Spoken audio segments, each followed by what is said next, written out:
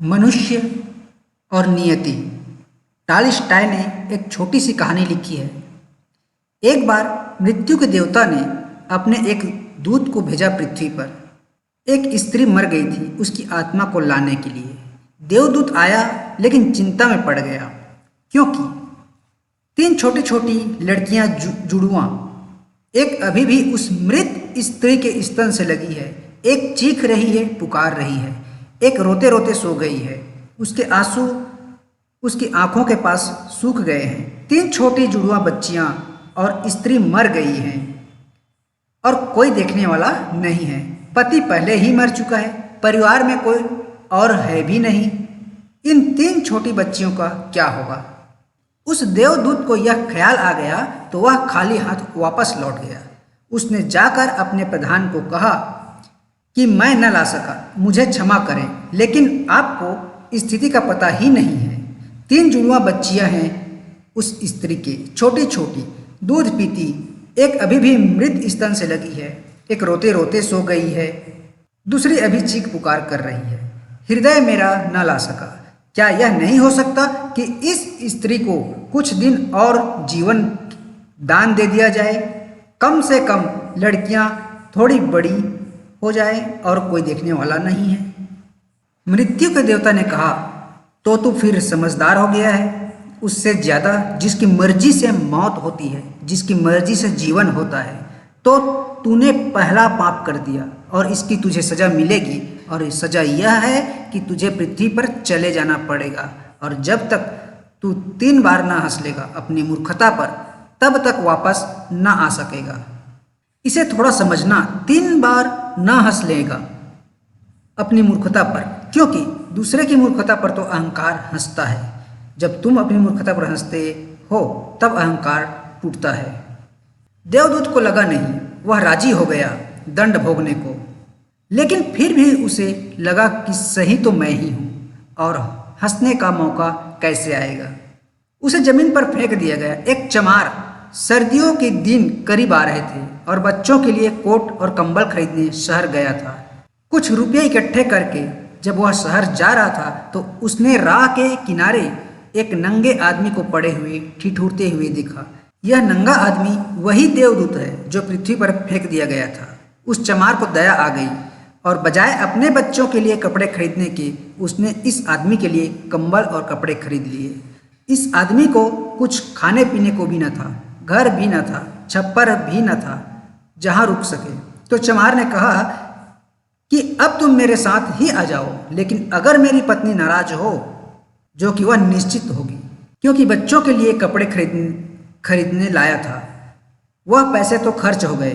अब वह अगर नाराज हो, चिल्लाए, तो तुम परेशान मत होना, थोड़े दिन में सब ठीक हो जाएगा। उस देवदूत को लेकर चमार घर लौटा। न तो चमार को पता है कि देवदूत घर में आ रहा है, न पत्नी को पता है।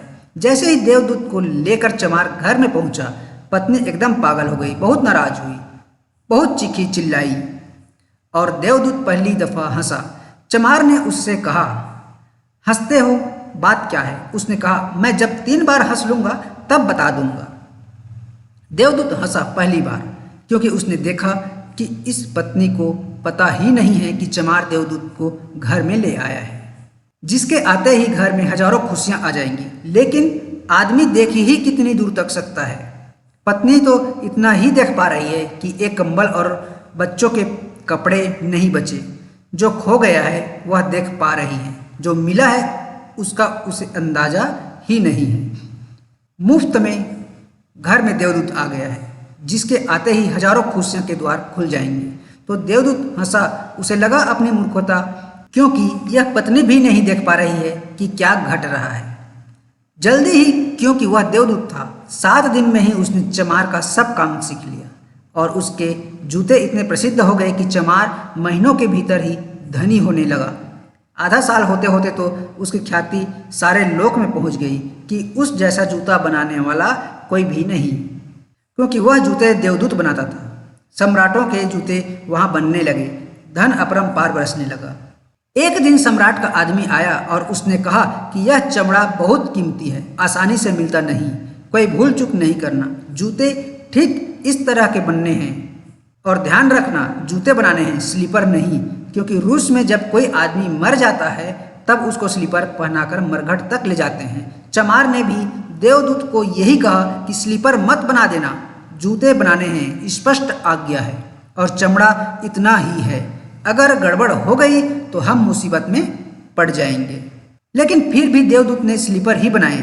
जब चमार ने देखे कि स्लीपर बने हैं तो वह क्रोध से आग बबूला हो गया। वह लकड़ी उठाकर उसको मारने को तैयार हो गया कि तू हमारी फांसी लगवा देगा, और तुझे बार बार कहा था कि स्लीपर बनाने ही नहीं है, फिर स्लीपर किस लिए बनाई। देवदूत फिर खिलखिलाकर हंसा। तभी आदमी सम्राट के घर से भागा हुआ आया। उसने कहा, जूते मत बनाना, स्लीपर बनाना, क्योंकि सम्राट की मृत्यु हो गई है।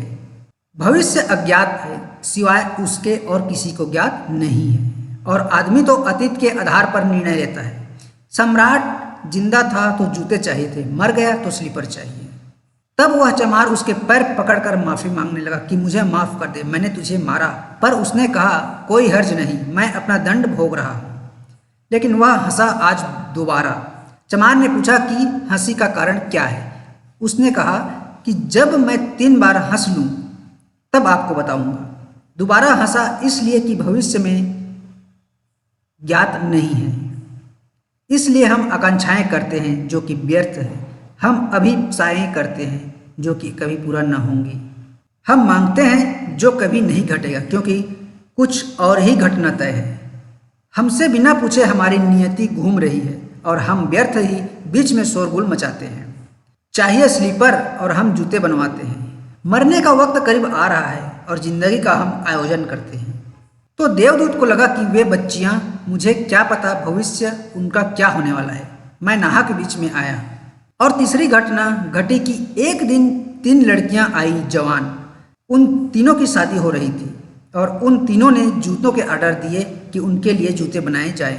एक बूढ़ी महिला उनके साथ आई थी जो बड़ी धनी थी। देवदूत पहचान गया, ये वही 3 लड़कियां हैं जिनको वह मृत माँ के पास छोड़ गया था और जिनकी वजह से वह दंड भोग रहा है।